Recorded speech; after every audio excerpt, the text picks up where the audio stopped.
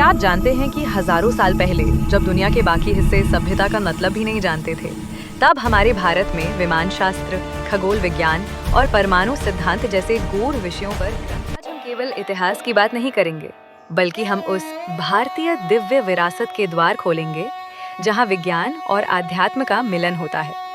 एक ऐसा प्राचीन ज्ञान संग्रह जिसे समय की धूल ने ढकने की कोशिश तो की, लेकिन उसकी चमक आज भी आधुनिक विज्ञान को चुनौती दे रही है।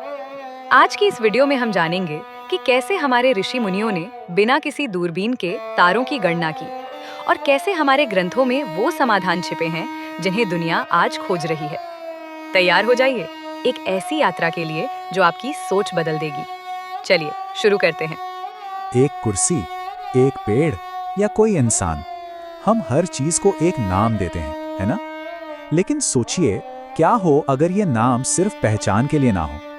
क्या हो अगर कुछ खास शब्दों में हकीकत को, हमारी असलियत को बदलने की ताकत छिपी हो? तो आज हम इसी गहरे सवाल की पड़ताल करने वाले हैं। हम ये देखेंगे कि कैसे हजारों साल पुराने ग्रंथों से लेकर आज के दौर के उपदेशों तक ये माना जाता रहा है कि सही शब्द सिर्फ दुनिया के बारे में बताते नहीं हैं, बल्कि असल में उसे बदल सकते हैं।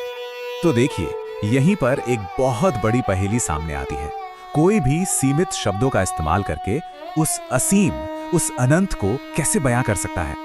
ये वो सवाल है जिससे बड़े बड़े दार्शनिक सदियों से जूझते आए हैं। इसका एक कमाल का जवाब मिलता है एक प्राचीन संस्कृत ग्रंथ सुब्रमण्य सहस्त्रनाम में। ये ग्रंथ एक बहुत ही अलग तरीका अपनाता है। ये दिव्यता को समझने समझाने के लिए एक या दो नहीं, बल्कि पूरे 1000 अलग अलग नामों का इस्तेमाल करता है। और कमाल की बात यह है कि ये सिर्फ कोई रैंडम नाम नहीं है। हर एक नाम अपने आप में एक खिड़की की तरह है, जो हमें उस दिव्यता के एक नए पहलू से रूबरू कराता है। और पता है सबसे हैरान करने वाली बात क्या है? ये ग्रंथ अपनी ही सीमाओं को मानते हुए शुरू होता है।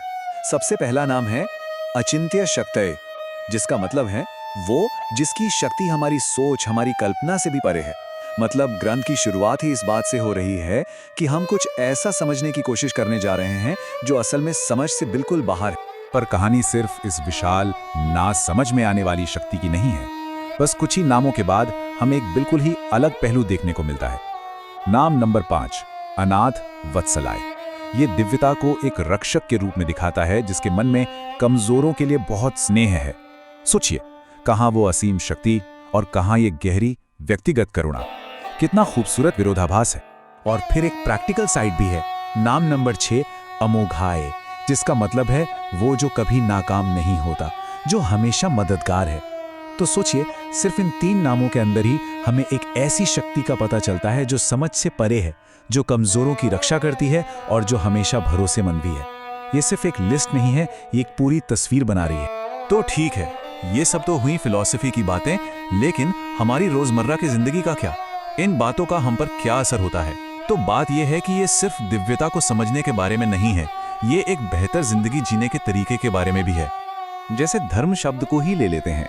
अक्सर लोग सोचते हैं कि इसका मतलब है दान पुण्य करना, लेकिन असल में ये उससे कहीं ज्यादा बड़ा कॉन्सेप्ट है।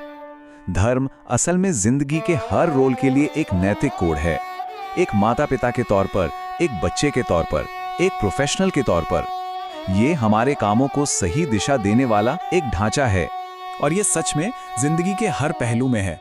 एक माँ बाप के तौर पे कर्तव्य हैं, तो एक बच्चे के तौर पर भी। अपने काम को लेकर कर्तव्य हैं, तो एक जीवन साथी के तौर पर भी। ये एक तरह से जिंदगी के हर मोड़ के लिए एक नैतिक कंपास की तरह है, जो ये पक्का करता है कि हमारे काम समाज की भलाई में योगदान दें। लेकिन बात यहीं तक नहीं रुकती। सिर्फ एक नैतिक जीवन जीने से भी आगे की बात है। कुछ परंपराओं में ये माना जाता है कि ये पवित्र शब्द हमारी मुश्किलों और कष्टों के खिलाफ एक असली ढाल बनकर खड़े हो सकते हैं। ये बात हमें फिर से सहस्त्रनाम में देखने को मिलती है। नाम नंबर 74 कहता है कि दिव्यता न सिर्फ बाहरी खतरों को, जैसे बाढ़ या सूखा, बल्कि हमारे अंदर के खतरों, जैसे हमारे डर को भी खत्म कर देती है। तो इस तरह ये नाम एक सुरक्षा कवच को बुलाने जैसा बन जाता है।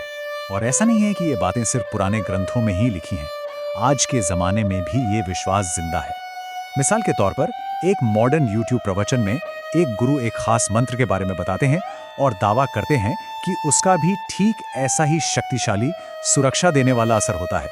गुरु का दावा है कि एक खास मंत्र सारे नकारात्मक भारी प्रभावों को दूर भगा सकता है। ये बात सीधे सीधे सहस्त्रनाम के विचार से मिलती जुलती है ना? हजारों सालों का फासला, लेकिन विश्वास वही का वही कि शब्दों में मुश्किलों को दूर करने की ताकत होती है। और इस मॉडर्न केस में इन दावों को और मजबूती मिलती है कुछ बेहद चौंकाने वाली पर्सनल कहानियों से। एक अनुयायी का दावा है कि गुरु को फॉलो करने के बाद उनकी पत्नी की थायराइड की बीमारी ठीक हो गई, वो खुद 100% हार्ट ब्लॉकेज से बच गए और एक भयानक कार एक्सीडेंट में भी उनकी जान बच गई। मतलब इन लोगों के लिए ये सिर्फ किताबी बातें नहीं है, ये एक असल जिंदगी बदल देने वाला अनुभव है। तो दिव्यता को समझना, एक नैतिक जीवन जीना, खुद की रक्षा करना, ये सब हमें कहां ले जाता है? इसका आखिरी मकसद क्या है?